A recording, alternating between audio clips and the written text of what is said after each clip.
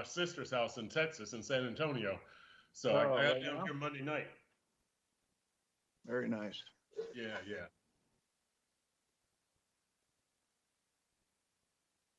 Oh, really? Yeah. Yeah, up in the hill country. Yep, yep, yep. Good German population, good barbecue. Yeah. Yep, yep, yep, yep. I'll never forgive the Heat that they had the Big Three and their NBA Finals series. I spent a week and then a week and a half probably at least in San Antonio, 2 years, uh, Oklahoma City, and Yeah. Dallas, and then the next 4 years were in San Francisco. After that, after they got LeBron left. I So mean, what do you got? What do you nothing got against against? San Antonio, but it's a good one night, 2 night place, you know? You know what, man? You eat chicken fried steak in all three of those locales, you're fine. Oklahoma City, San Antonio, and Dallas. Your cholesterol will be through the roof, but you'll be a happier man for it.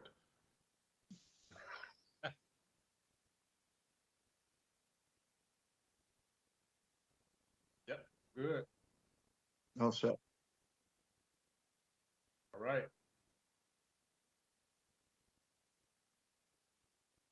What's up, Dolphins fans? Your first place Miami Dolphins enter the bye week with a 6-3 record, but three disappointing losses to Buffalo, Philly, and Kansas City. Coach Mike McDaniel said the Dolphins are beating themselves with self-inflicted errors more than being beaten by their opponent.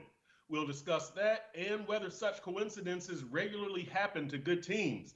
What's going on, Dolphins fans? I'm Chris Perkins, your South Florida Sun Sentinel Dolphins columnist. That's Dave Hyde, your South Florida Sun Sentinel columnist. As a reminder, you can get this podcast on Apple, on Spotify, on every platform that you get podcasts. You can get this podcast. So join us here each week. Today we're coming at you on Wednesday, but that's because the Dolphins had an unplanned practice yesterday. Unplanned on our part. The Dolphins knew they were practicing. So we're here on Wednesday to talk this first half of the season with you. So the Dolphins have their 6-3 record. We're going to discuss whether the first half of the season was a good first half, whether this squad is overrated, accurately rated, or even underrated. We'll look ahead to the second half of the season and determine whether Miami can win a road playoff game. And we're also going to play a game, report card game. There's a lot to absorb, even on a bye week. Let's dive in. So Dave Hyde, let's go segment one right off the bat. Is Miami beating itself or being beaten by better teams? Now, Mike McDaniel said the problem is the Dolphins beat themselves with errors against quality opponents, and those opponents take advantage. The Tyreek fumble, Tua mishandles a snap. They've had penalties, things like that. Dave, I say quality teams don't beat themselves in games against their best opponents. Now, that doesn't mean that the Dolphins can't win a playoff game or anything like that. But at the mid-season point, is that encouraging or discouraging that McDaniel says this team beats itself in its biggest games? and I think that's just his manner of looking at, okay, we lost 3 games. How do we clean it up? What do we do to get on par with these teams to where we can beat them? So if you're a coach, the easy thing to do, you can't go out and get new players. You can't go out and change all the schemes. You can make adjustments. But what you can really do is clean up some of the issues. And some of that is the penalties. Some of that is this, and some of it's, they got to make the plays that they do against the bad teams. You saw Tua at the end of the game. And the passing game against Kansas City was off a smidge all day, wasn't it? I mean, I remember early in the first half, Tyreek Hill had a long pass that it looked he could have pulled it in. He almost got both hands on it, and he didn't get it. Was the ball out a little too far, maybe?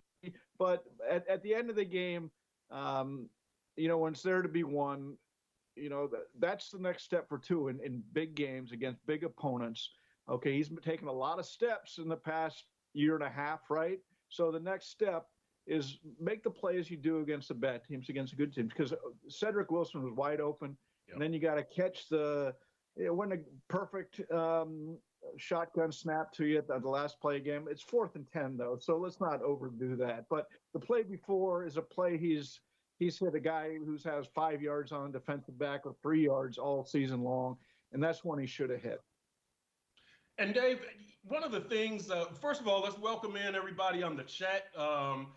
Pretty boy, that's right. Chicken fried steak, baby. That white gravy, that cream gravy, that's what you need. Judy Williams, hi, your biggest fan. She's back. She's back. Grandizer right. 12. What's up to everybody? Mal B in here. What's going on, everybody? So, hi.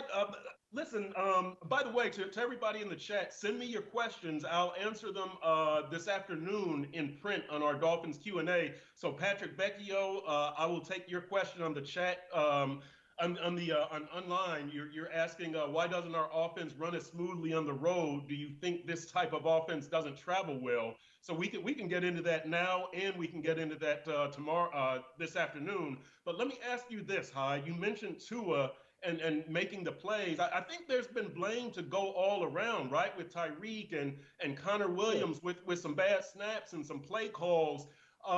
Is that worrisome, or is that just kind of good because it's not one thing, one person? It's almost universal. I mean, even when they're having good games, Conor Williams has had a couple bad snaps, right? They're not perfect at catching 100% of the balls. Okay. That's going to happen. And it's happened. It's just that you notice it. And it's in big games against good opponents, it comes down to the details like that. Okay. It comes down to not having pre-snap penalties or bad snaps or catching, big plays. And I know a lot of fans are saying, well, they were right there the last 2 plays. I get it. That's the NFL though. That's how you win or you lose, a lot of games. And you go across the league, how many games just last week came down to the final play or final sequence. So, but this is stuff to me, let's see we're 9 games in now, basically half the season. And look what's changed in the half a season. In September, Vic Fangio's awful. He can't coach. Fire him. How many emails did I get saying fire Vic Fangio? I'm like, good Lord, give them a chance with figuring out what's going on. And now this defense is right where it should be, and it's only going to get better through the end of the year. Okay, and it can be a force. It's going to say to the offense, you don't need to be great every game. Okay, we need 17 points some games. So I guess what I'm saying is let's see what happens in the second half, where growth comes on this offense. Yeah, and I agree with you. And look, let me be clear about something. To me, the arrow is pointed up for the Dolphins, right? They're 6-3.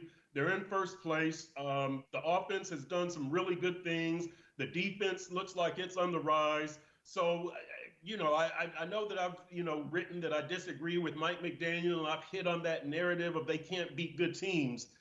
But the arrow is pointed up for this team, clearly up. Let's make no mistake and no ambiguity about that. Let's be realistic, though. Good defenses have figured out how to stop this offense. Okay, they're playing back. They're playing the outside rushes. They're basically saying try to beat us inside. And the other thing is, there was a question on the road. The line that I've heard since I got on the NFL is good or bad lines don't travel. Okay, bad offensive lines don't travel. And not that the Dolphins were, they had Armstead back, they had Williams back, but I still think Mike McDaniel and Tua in the passing game and Tyreek Hill's talent have masked issues on the offensive line, and against great defenses and great defensive lines, those things that you could camouflage are harder to handle. But you know what, Dave? I'll take exception with you there because I'm a fan of this offensive line, but I don't think that the difference has been getting beaten up front. Now, that Buffalo game where Eichenberg was making his first start at center, they were leaky in the middle and they had some problems, but it's not like Tua has been. Philadelphia, they got beat up on the offensive line, and they did, Dave, but they got beat up everywhere. against Philadelphia. It's not just the offensive line. I mean, Tyreek drops a pass and Tua has an interception. It's not just the offensive line, but yeah, look, McDaniel and Tua and Tyreek have covered for this offensive line, but you knew it was going to be like that anyway. Like you knew the offensive line when you looked at running back and quarterback and wide receiver that the offensive line was going to rank the lowest. But I think this offensive line has done a good job. Now, they weren't going to be Pro Bowl caliber against Buffalo and Philly and Kansas City. We knew that coming in. They gave the offense a chance. The other guys didn't take advantage. That's how I view it. Yeah, I just think, look, Philadelphia, and you could say they're missing Armstead or whatnot. But Philadelphia does that to a lot of teams, and they did it to the Dolphins. Look, I think we've seen the body of work of this offense. If Tua has protection, or if he gets rid of the ball early, quick on rhythm passes, he's great, accurate. They can be very productive. If he's under pressure, that's a problem for this offense. And so you could say that about a lot of quarterbacks. It might be a little more exaggerated with Tua. And so this offensive line, to me, it's almost the key to where we go with the Dolphins in the second half. Can Armstead stay healthy? Can Williams stay healthy? Where's Robert Hunt? When's he going to be back? So, these are questions. It's a very healthy team right now. Right. There aren't many teams healthier than the Dolphins right now. So and that's the good news. So we'll see where it goes in the second half. Okay, to wrap this up, Dave, when we talk about the Dolphins beating themselves, does this coaching staff, does this team need a disciplinarian type? Mike McDaniel is pretty friendly and he's got good player relations and all that. Does somebody there need to be there cracking skulls, or is that just an antiquated idea? I think it is. I think that's like the old Les Steckel. You remember Les Steckel, the old Marine, the Minnesota Vikings coach who didn't last for very long. I think it's more about communication and teaching, as Mike McDaniel has exemplified, than cracking skulls. But is this a discipline problem, and do the Dolphins need a disciplinarian? We like Fangio isn't that type. Frank Smith isn't that type. Is that a missing item with this team, a player or a coach even? It wasn't a problem when they were 6-1 and everybody was saying how great they were. No, I'm not sure that that's the issue, because the thing about Mike McDaniel that I like, he's very genuine, and he it's not like he's one person or one coach in public and one in private. From what the players say, he is. He comes across as this is how I coach. I'm upbeat. I'm going to be positive, and the players have responded to it. So that's the main thing. He's developed relationships with players, and everything starts there. And no matter how you do it, whether you're a disciplinarian or you're frankly, I hope he succeeds, because I think there's an avenue for this in football. You don't have to be Bobby Knight. You don't have to be the disciplinarian. And so for that only that reason, I hope Mike McDaniel succeeds. So do I. I like his way. It's refreshing, and I think it's the right way, as opposed to the old school stuff that old guys like us grew up with, Hyde. So, all right. So let's migrate to the first half of the season report card, Dave. What grade does Miami get? And look, you hope that the Dolphins could have beaten Buffalo and Philly and KC, especially away from Hard Rock Stadium. They're not at that level through the first 9 games of this season. Doesn't mean that they can't be by the end of the season, but at this point, to me, they're not at that level. To me, they've proved that they're at the top of the food chain for the second-tier NFL teams, not quite in that upper tier. I'm giving them a grade of B+ for the first 9 games. C+? C+? B+. Oh, okay. B+. Yeah, just below an A. What are your thoughts, Dave? Yeah, because of I think if you said they're 6-3, you would take that. right?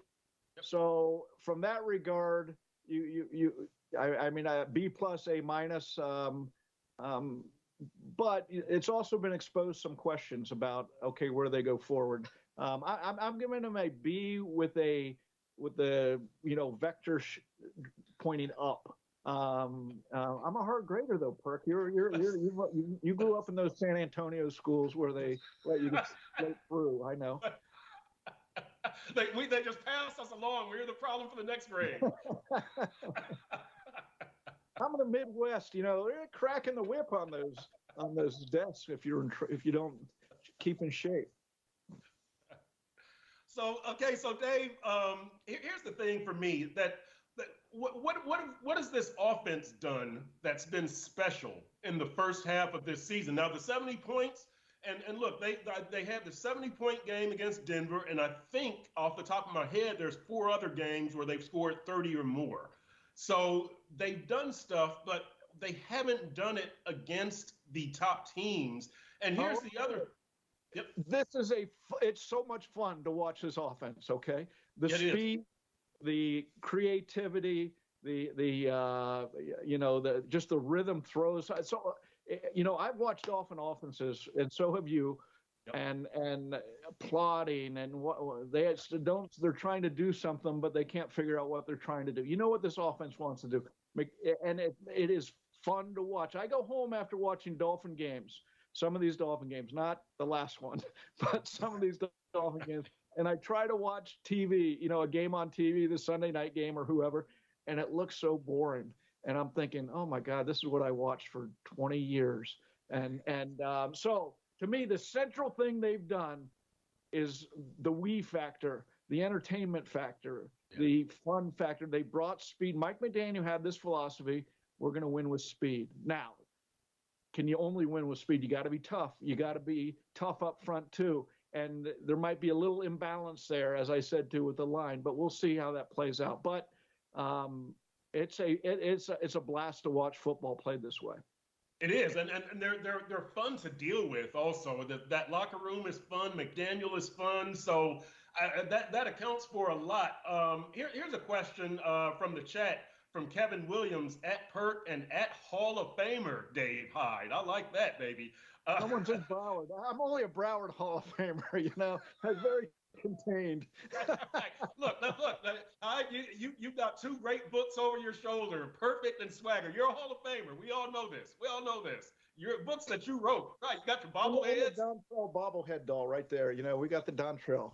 We got everything. All right, so here's what Kevin Williams asked. Do you believe or think Tua or McDaniel have that killer instinct inside of themselves? Yeah, I'm not going to. Absolutely. Does he have the clutch gene? Does he have the killer instinct? I don't think I've ever used those phrases in columns. I don't like them. I don't understand them. So I don't even know where to go with questions like that. Killer instinct. Sure seem to have the killer instinct in the first month of the season. Now, when they lose a game badly, I don't think it's because they didn't have the killer instinct or weren't prepared. I think it has to do, okay, how is their philosophy as sound as they think it is? Are they playing on some plays? Are they playing as well as they need to beat good teams? It's as simple as that. It's not killer instinct or clutch or anything like that, I don't think.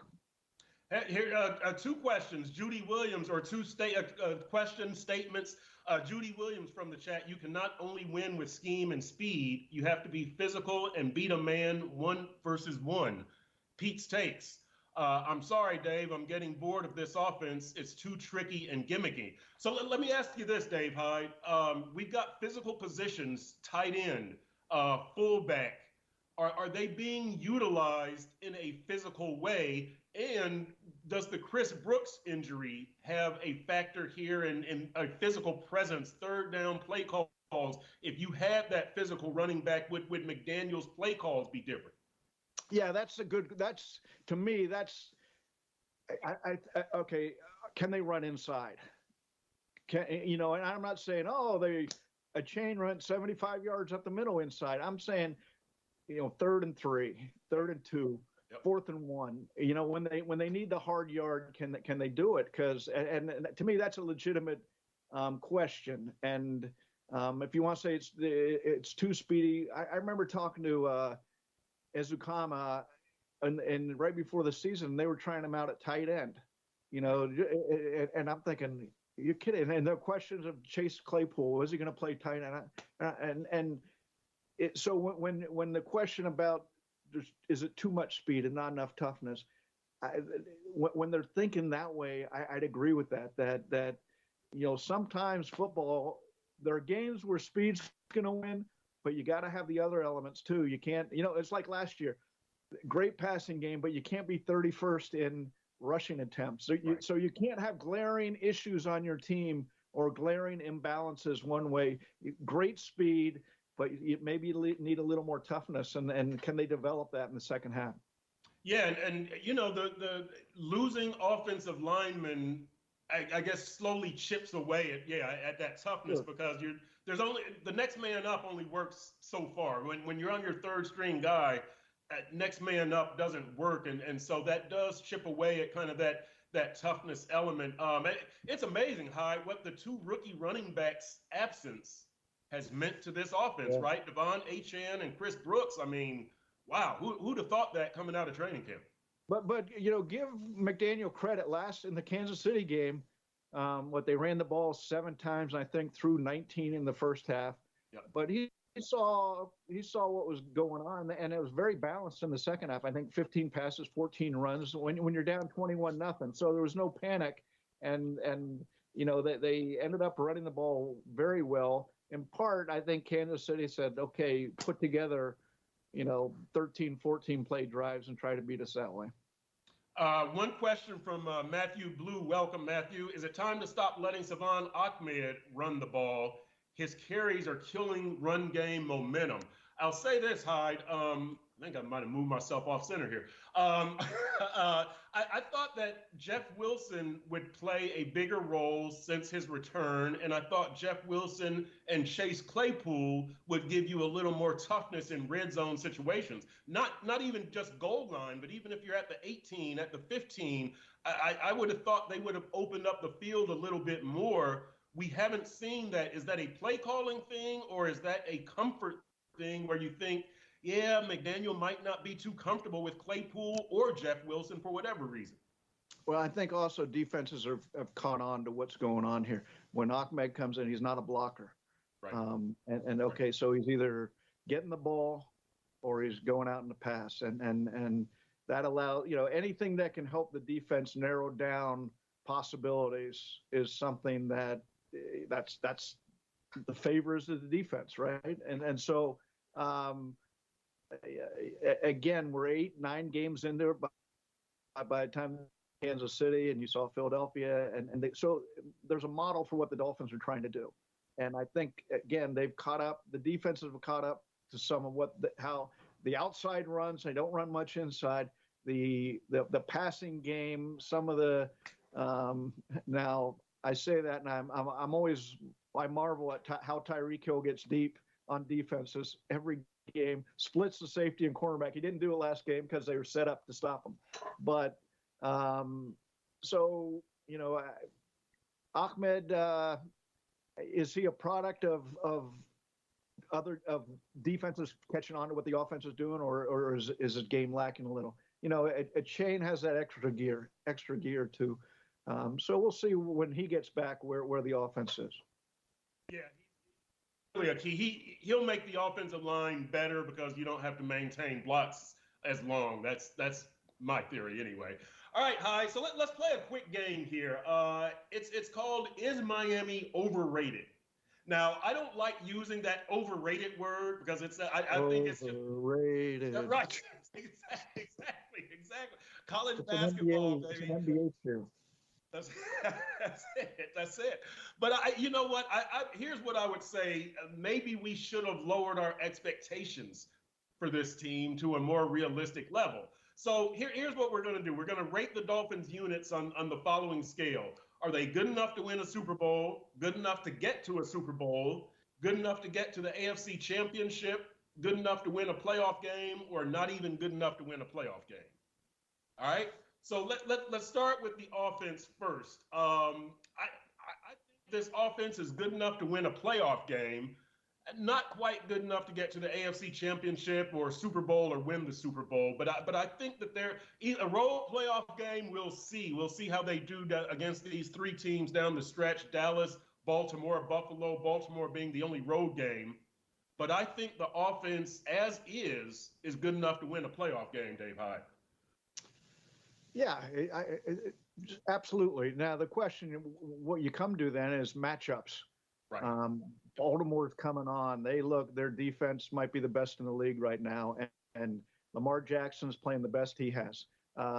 Cincinnati's coming on, and Lou Anarumo, the former Dolphins defensive back coach, he's become one of the great defensive coordinators in the league, and Burrow's healthy. So to me, who do they get matched up against?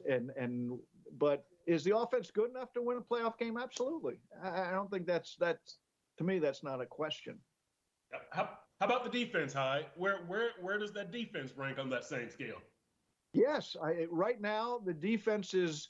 When you talk about how teams change, we always talk about a team like it's static, like, oh, how it is in September. Oh my God, fire Vic Fangio because they're awful. We need to get things straightened out. No, they are trending way up, and they're a top 10 defense now. And the question is, how good can they be? They could be a top 5 defense by the end of the season if everybody stays healthy, but which is a question every team has. Right. Yeah, no, I agree with you 100%. I think the defense is good enough to win a championship. And here's the thing that I like about this defense, Hyde, is that they have showed that they have some playmaking ability throughout these games, right? And in the Buffalo game, in the Philly game, Jerome Baker has the pick 6. In the Chargers game, you have that late game shared sack with Jalen Phillips and Justin Bethel. It's been consistent that this defense with the strip sack against Patrick Mahomes, you got Jalen Ramsey back. You got Javon Holland. You got X. You got Tater Kohu. You got Bradley Chubb playing well. You got Jalen Phillips, Christian Wilkins, Zach Sealer. You got Vic Fangio masterminding the whole thing. And that sounds great on paper. I've got a lot of confidence in this defense. I think they're going to come around and be a big part of what happens in the second half of this season. They're going to make a bigger turnaround or bigger change than the offense does first half to second half. Hyde special teams. I really don't know what to say about this. You've had the Braxton Berrios as a return man has been coming on and giving them very good field position. We know we've got the blocked 55-yard field goal attempt and the this, the that. They allow the kickoff return touchdown, which was inconsequential. I guess they're good enough to win a playoff game. The punter, Jake Bailey, yeah, he's been, I guess good enough. I don't know if special teams are going to win you a playoff game, which is pretty bad considering you might need a 50-yard field goal. But I don't think they'll probably lose you a playoff game either. So I would say they're good enough. They're good enough to hang. To me, they could lose you a playoff game. And that for the first 5 games, I felt like when I went to look at the end of the game, it's like there was one special team play where you say, oh, what happened there? And now maybe they've got that a little out of their system. I don't remember it. Someone will probably correct me, but I don't remember the last 2 or 3 weeks that there is. So maybe that's, but the question always with them, like a year ago, they went out and they got Ken Crossan. He's special teams, specialist. That's his. And they didn't have they really stacked up on those guys this offseason where you say, okay, this is all he's going to do. He's on the team because of this. And so, and then you throw in, okay, any field goal over 50 yards is about as you mentioned, it's probably about a 30% success rate. And so, that there are limitations. And so can they win a playoff or lose a playoff game? If you want the game at Hard Rock Stadium because of the weather, you don't know what weather you're going to get anywhere else in the league. And when you go to the AFC, Baltimore or I don't think Buffalo is going to make the playoffs, but Cincinnati or Kansas City or wherever, weather you don't know what you're going to get in January. Yep. All right, Hyde. Coaching. Are good enough to win a playoff game? Good enough to win a Super Bowl? What do you think? Absolutely. Yeah, I mean, I think this is. I called Vic Fangio and Mike McDaniel. I wrote a column before the season, calling them the odd couple, because you got this trendy guy dressing fashionable on the practice squad, wearing the tinted glasses, comb, sneakers. He's got a whole collection of shoes. He's the ultimate new coach of the new era, right? And he talks swaggy, and then you got this frumpy old. And I say this with love, and as this guy in his 60s, 65-year-old who just lays it out, tells it like it is, so. But you assemble them together, and yes, I think they can. Mike McDaniel hasn't won. He hasn't taken a team to the playoffs or to a playoff win. But there are questions. You can tell he's learning. He learned from year one to year two. He's gotten better, so yes, absolutely. His coaching staff is innovative and has the players respect enough. I think they can win playoff games. Yeah, I think they can too. Here's a couple of things, Hyde. When you talk about McDaniel, well, number one, McDaniel with his swag and kids dressing up as him on Halloween. No kid is dressing up as Vic Fangio on Halloween. I say that with all due respect to Fangio. I could do that. I could do it, but nobody would know who you are. You wear a gray T-shirt, maybe with a little extra in the middle, and a ball cap. Literally a ball cap, and then you're Vic Fangio. It's very simple. It's a lot harder to do Mike McDaniel, I think. Yeah, it might be Fangio, but Mike McDaniel. I asked Mike McDaniel in the press conference about kids dressing as Halloween, and I got responses. Oh, it's trending on TikTok, and I think this is my career. I'm trending on TikTok. So Exactly. You swing with the times, Dave. Hyde. That's a good sign. The coaching. So McDaniel is learning.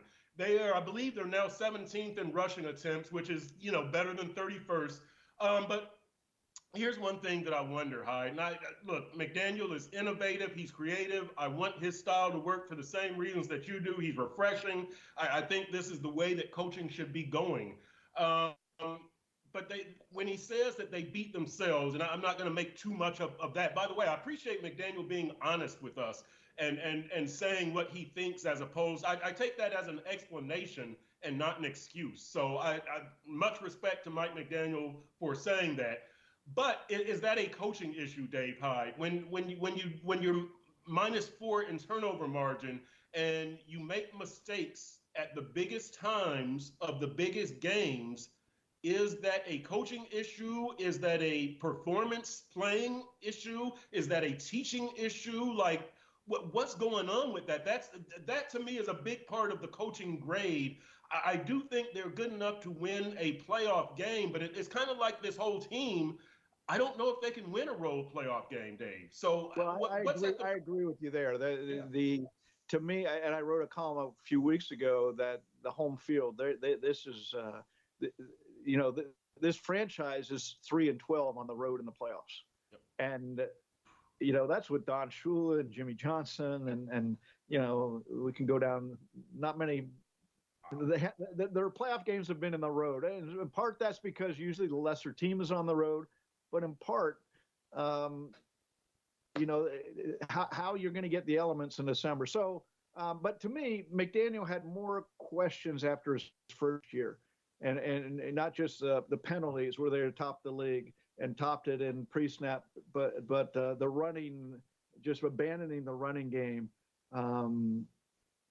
you could and defense and managing games where the offense, and this is, you look at still the time of possession. There's still, I'd want an offense to have a time of possession 32 minutes a game and make your defense. How do you make a defense better? It plays less in a game. So if you can get the defense out there for 28 minutes instead of 32, and yet it's not there yet. So there's that little stuff to do. But I thought he had more. To me, the question in the second year with Mike McDaniel, when I look back over the Dolphin coaches, They had great first years in the last 20 years. They've all had great first years. Sperano and Joe Philbin's first year was his best. Nick Saban won 6 games at the end of his first year. Sports Illustrated picked him to go to the Super Bowl a second. Adam Gase went to the playoffs his first year. We'll forget Brian Flores because that was the tank year, and that was completely set off on its own. But the point being, and I remember talking to Boomer Esiason once, and I said, well, I think it was when Adam Gase, well, we'll know if he can coach right away his first year. And Boomer Esiason said, I've always thought the second year was the more important one because the first year you're on the honeymoon, everybody's happy, learning. And the second year you find out if the guy can coach. And so we still have half a season with Mike McDaniel to see where it goes. Yeah, I agree with Boomer. That's kind of like in baseball, a pitcher going through the lineup for the second time, right? That the first time through, okay, but yeah, second time, now they've seen your pitches. Now what are you going to do? All right, Hyde, to clean this grade thing up real quick, the intangibles. And to me, probably the biggest intangible is getting a home field playoff game. Because you look at the AFC places that you have to go in the first round, nobody wants to come to Miami. You don't want to go to Jacksonville. Cleveland has a tough defense. Cincinnati is coming on. Kansas City is coming on. If Buffalo makes it, the Dolphins definitely don't want to go there. That's a chamber of horrors for them.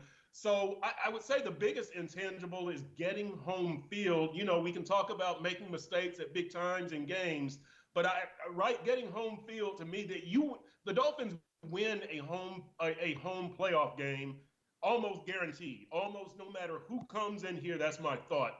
Almost. But a road playoff game, I'm not sure. So that to me, that's the biggest intangible.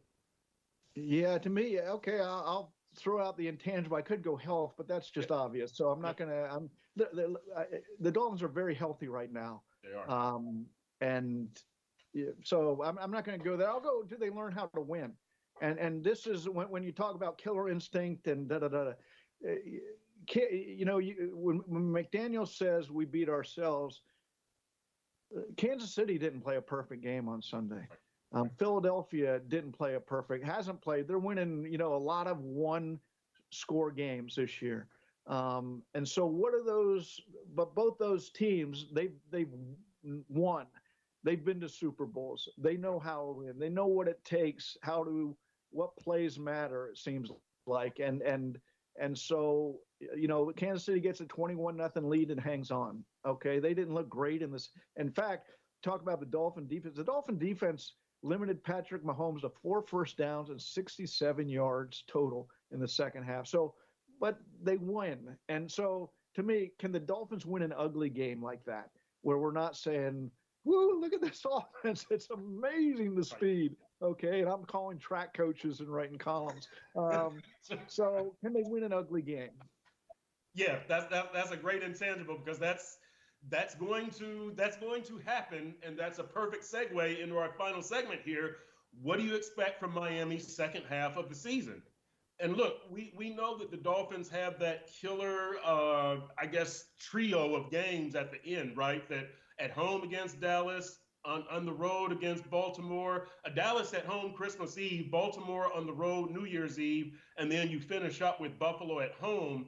Before that, you have that Jets game on Black Friday, and Dave, the Jets aren't a great team, but that's a road game on a short week against a division opponent. There's an ugly. You say, how can they win? They're going to have to win that game probably ugly because they're not going to get the, a couple 67-yard plays or anything like that. They're going to have to do look what the Chargers did, where they got a lead and they're running the ball and throwing little dinky passes and just saying, don't make a mistake. Do not make a mistake. That's the only way they can win. And so, but, these next 5 games, I believe, the Dolphins should win. I mean, and they'll probably, it's the NFL. I wouldn't be surprised they drop a game just because that any given Sunday thing. But to me, the Dallas and who's one after Dallas? Baltimore. At Baltimore are going to be the next telltale signs. Buffalo, I think, will be done by the time the Dolphins play them.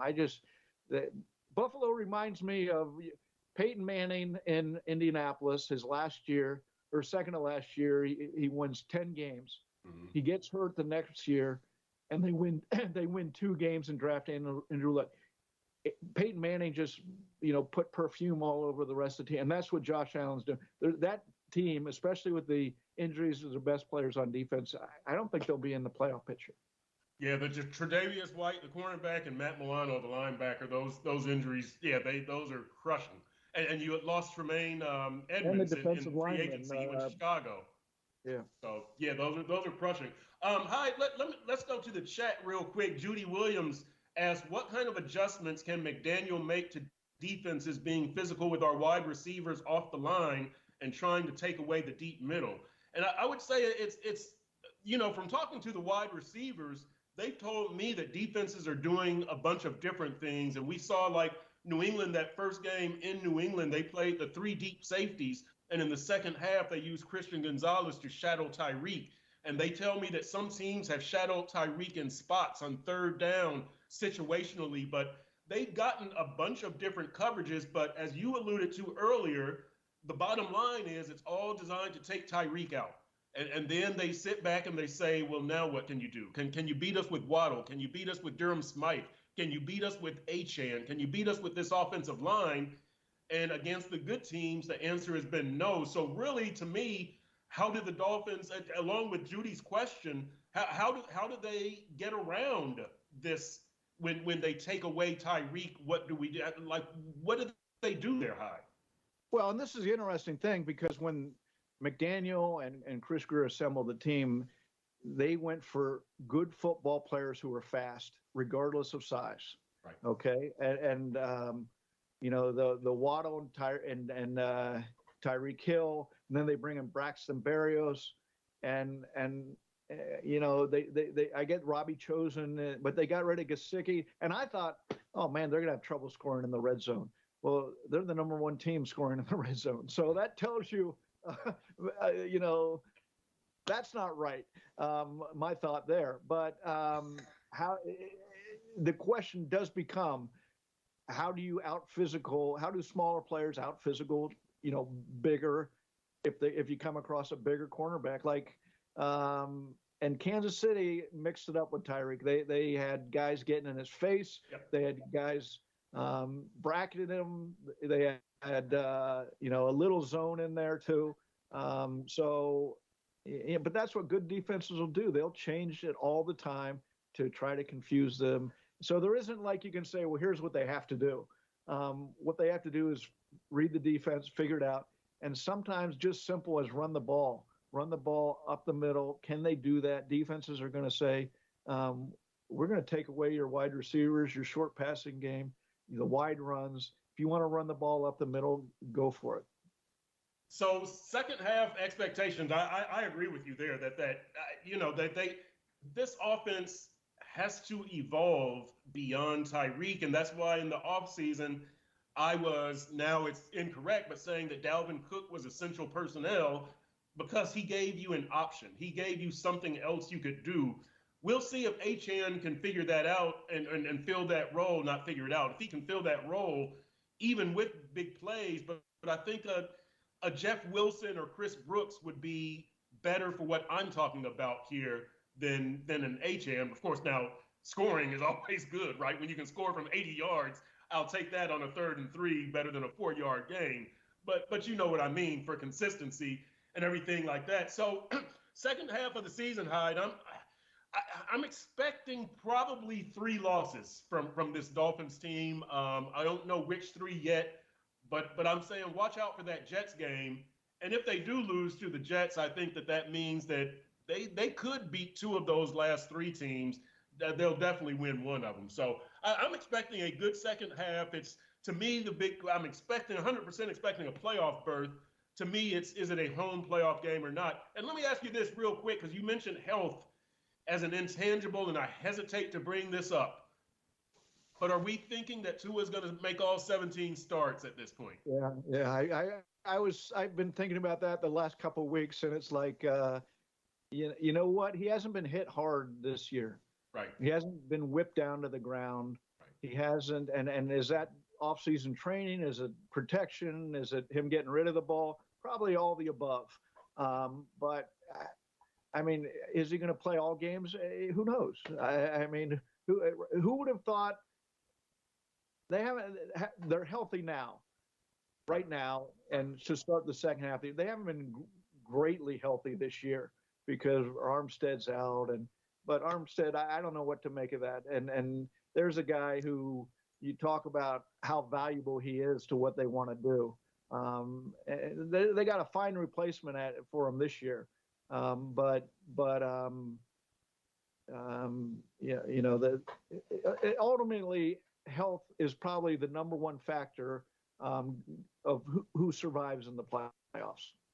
Yeah, I think you're right, because it is going to become a battle of attrition. It pretty much does in all sports.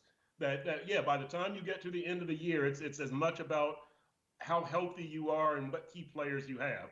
So, all right, Hyde, that's it, baby. That is our bye-week edition of Dolphins Deep Dive. Thanks to everybody on the chat. Pretty Boy and Judy Williams, Jacques Bethune, Nizzle, Pete's Takes, and who else? Dave Harbor, Mal B. Crazy, Matthew Blue, everybody who chimed in. Did I say Pete's Takes? Grandizer 12. Thanks to everybody. Patrick Vecchio. We will see you all next week. Dolphins Deep Dive, sunsentinel.com, Tuesday at noon.